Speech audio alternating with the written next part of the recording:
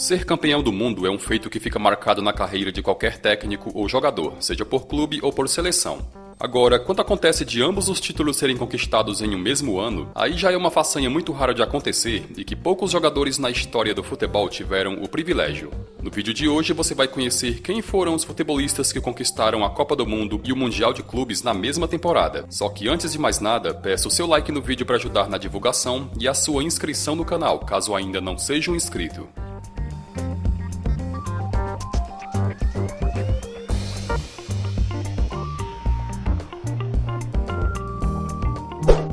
Todo mundo sabe que Pelé foi o futebolista do século XX, autor de 1000 gols e multicampeão pelo Santos. Obviamente, o Rei foi um dos convocados para a Copa do Mundo de 1962, realizada no Chile. Só que o jogador só atuou nos 2 primeiros jogos, contra México e Tchecoslováquia, ficando de fora do restante do Mundial por conta de uma lesão. Na partida contra os mexicanos, Pelé marcou um dos gols da vitória por 2-0. Mesmo sem ter contribuído no restante da campanha, Pelé viu seus companheiros trazerem o bicampeonato para o Brasil, em final disputada contra a mesma Tchecoslováquia. Também em 62, o Santos conquistou a sua primeira Libertadores e o seu primeiro Mundial Interclubes, e o adversário derrotado no Mundial foi o Benfica. O primeiro jogo, realizado no Maracanã, terminou com vitória do Peixe por 3-2, com 2 gols de Pelé e um de Coutinho. Na partida de volta em Portugal, o Santos novamente venceu o então campeão europeu, e o placar de 5-2 no Estádio da Luz foi construído com 3 gols de Pelé, um de Coutinho e outro de Pepe.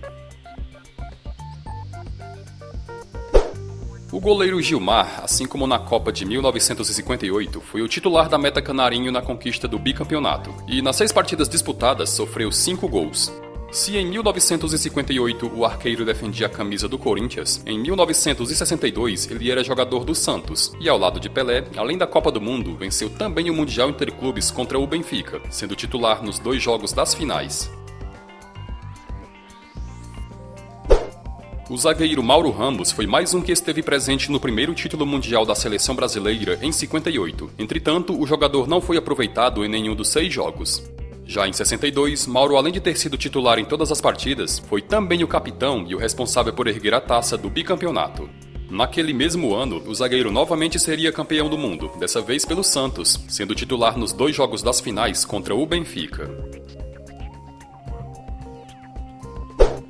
José Eli de Miranda, Osito, foi mais um jogador do Santos que esteve em campo em todas as partidas da Copa do Mundo do Chile, e na finalíssima contra a Tchecoslováquia, foi ele o responsável por marcar o gol da virada do Brasil.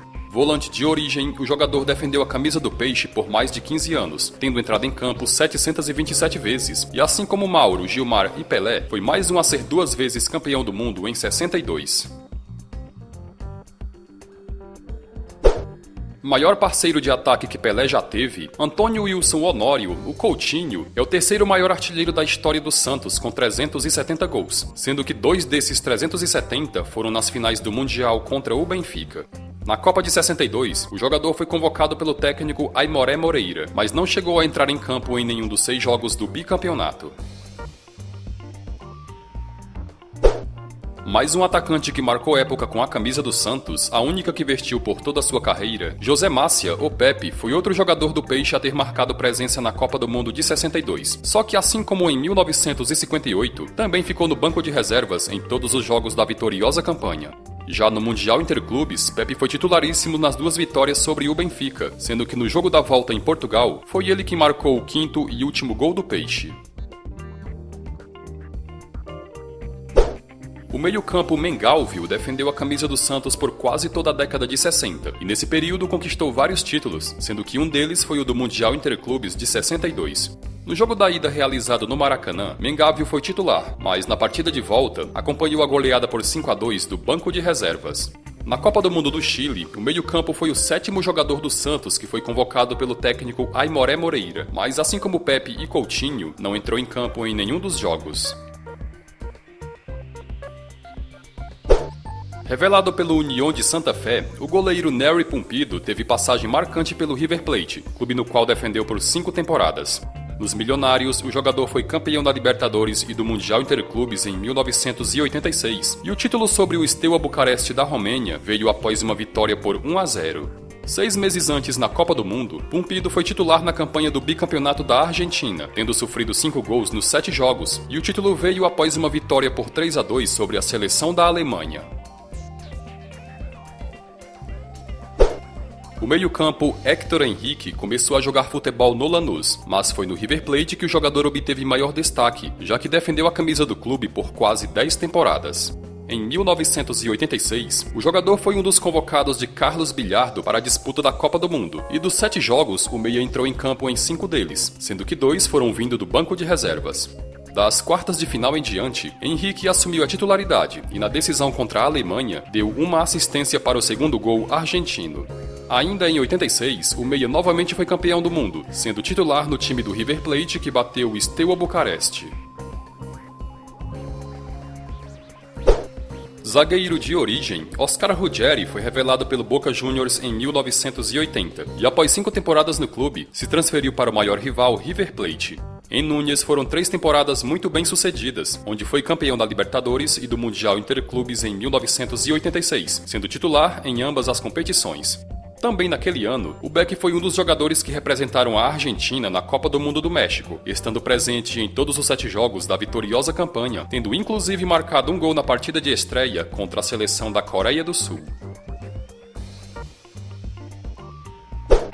Em 2002, a Copa do Mundo foi realizada na Coreia do Sul e no Japão, e a seleção que levou o título foi a do Brasil, que àquela altura conquistava o pentacampeonato mundial. Um dos destaques da Canarinho foi o atacante Ronaldo, que terminou a competição na ponta da tábua de artilheiros com 8 gols, tendo inclusive marcado os 2 tentos que garantiram a vitória sobre a Alemanha na finalíssima. Após a conquista, Ronaldo deixou a Internazionale e foi contratado pelo Real Madrid, e ainda naquele ano, o fenômeno mais uma vez foi campeão do mundo, dessa vez contra o Olímpia do Paraguai, novamente no Japão, e a vitória por 2-0 foi construída com Ronaldo abrindo o placar. Assim como Ronaldo, Roberto Carlos também foi campeão do mundo 2 vezes em 2002, e na campanha do pentacampeonato, o lateral esquerdo foi titular em 6 dos 7 jogos disputados, tendo balançado as redes uma vez. No Mundial Interclubes contra o Olímpia, foi Roberto Carlos quem deu a assistência para Ronaldo abrir o placar.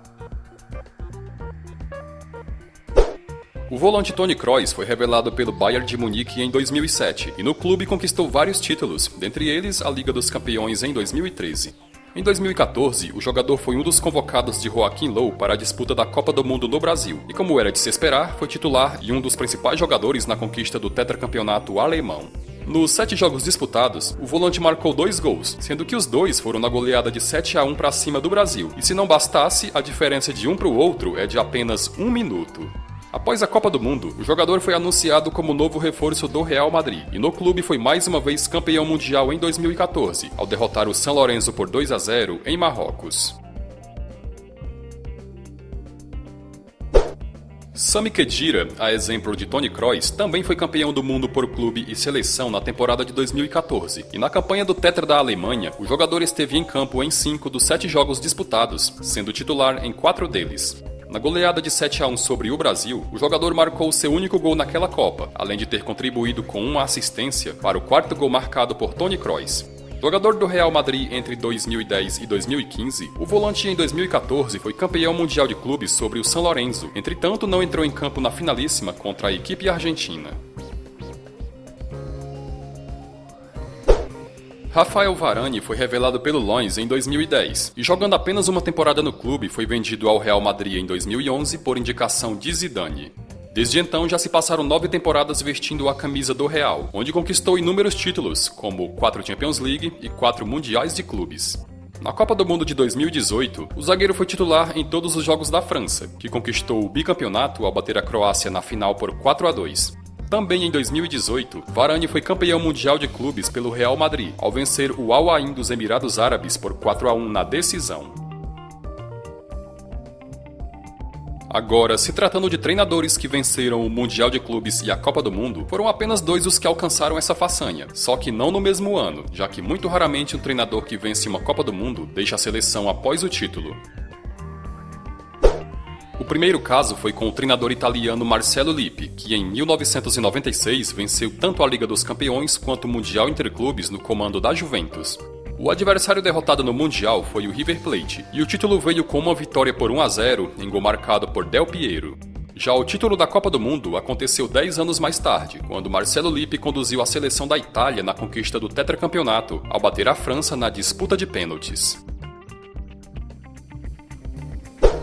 O segundo caso foi com o espanhol Vicente Del Bosque, que em 2002 conduziu o Real Madrid na conquista do Mundial Interclubes contra o Olímpia do Paraguai. Já em 2010, foi ele quem esteve à frente da seleção da Espanha na conquista da primeira Copa do Mundo do país. E o título sobre a Holanda veio com uma vitória de 1-0 na prorrogação, em gol marcado por Andrés Iniesta. Fala galera, gostaram do vídeo? Então não esqueça de deixar o seu like e a sua opinião nos comentários.